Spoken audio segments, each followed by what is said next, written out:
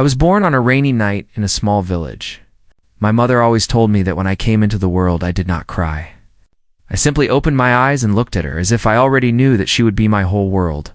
I never knew my father. My mother said he left before I even took my first breath. Growing up, I saw other children go to school with their fathers. Some fathers held their children's hands, some fixed their school bags, and some lifted them onto their shoulders. Every morning when I saw those moments, I felt a small pain inside me, a tiny empty space that no one could see.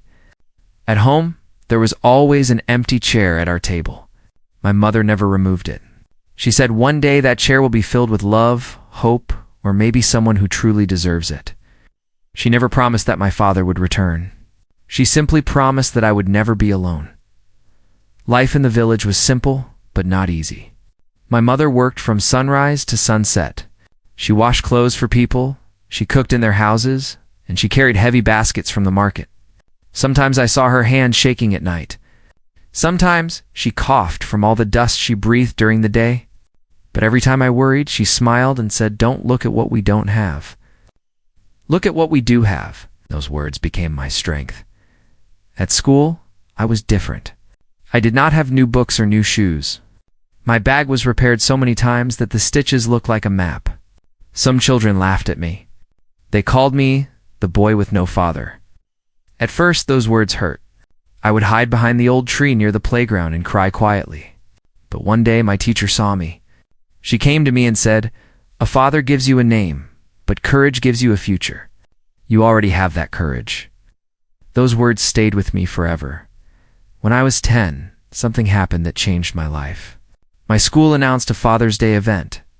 Everyone had to bring their father. I went home slowly that day.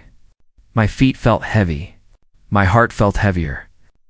I wondered what I would tell my mother.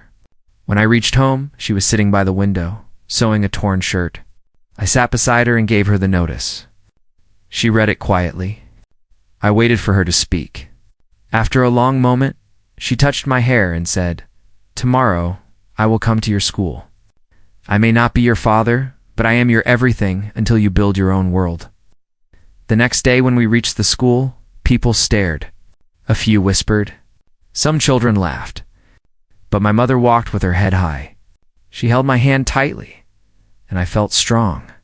When the teacher asked each child to introduce their father, I stayed silent. I did not know what to say. But my mother stood up before I could speak. She said, "I am here for my son. I am his courage, his protector, and his home." Ow.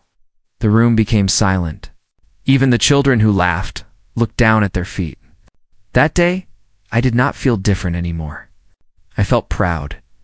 At night, I looked at the empty chair again. For the first time, it didn't hurt. It reminded me that life may take something away, but it also gives something special in return.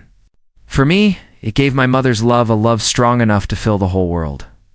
As I grew older, the stories about my father became fewer. Not because my mother hid them, but because I stopped asking. I had accepted that he was simply a man who gave me life and walked away. My real hero was my mother. By the time I turned 17, I had started working part-time after school. I wanted to help her. She was getting older, and life had not been gentle to her body. Her hands, once soft, were now rough like tree bark. Her voice, once strong, sometimes trembled. One winter evening, something unexpected happened. A man came to our door. He looked tired, his clothes dirty from travel, and his eyes full of something I could not understand. When my mother opened the door, she froze. I froze too. The man whispered, I am your father." Those words felt unreal. They felt heavy, confusing, and almost painful. My heart beat fast. All the years of silence rushed into my mind. This man, this stranger, wanted to walk back into my life as if nothing had happened. My mother invited him inside, not because she wanted to, but because she believed no door should close without hearing the truth. He sat on the empty chair, the chair that had waited all my life. For the first time, it was not empty anymore, and that made me feel strange. He told us his story. He said he was young, foolish, scared. He said he had made mistakes he could never undo. He said he had searched for us for years, but I did not know whether to believe him or not. His words sounded soft, but my childhood had been hard. Could words fix years of absence? My mother listened quietly. She did not shout, she did not cry, she did not blame him. When he finished speaking, she said, "You can ask for forgiveness, but you cannot ask for the years back." Her voice was calm, but it held the strength of a mountain. After he left that night, I sat alone in the room. I felt anger, confusion, sadness, but also something unexpected, peace. I realized something important. I did not need him to complete my story. My story had already begun, shaped by my mother's love, my teacher's words, my own courage. A week later, he returned. This time, he did not ask to stay. He only said, "I know I cannot be your father now, but I hope someday you will see me as a man who is trying to change." I looked at him for a long time. Then I said, "Maybe not today, maybe not tomorrow, but I hope you change for yourself, not for me." He nodded and walked away. It was the last time I saw him, but what surprised me was the feeling inside me. I was not broken. I was not empty. I was strong. I had survived without a father, and now I had grown enough to forgive him, not for him, but for myself. Today, when I look back at the empty chair, it no longer feels like a missing piece.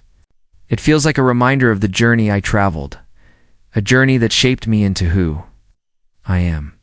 If you are listening to this story and you have ever felt alone, forgotten, or left behind, remember this. Your beginning does not decide your future. Your courage does. And if you want more stories that touch your heart, help you learn English, and give you hope, make sure to subscribe to this channel. Your support means the world.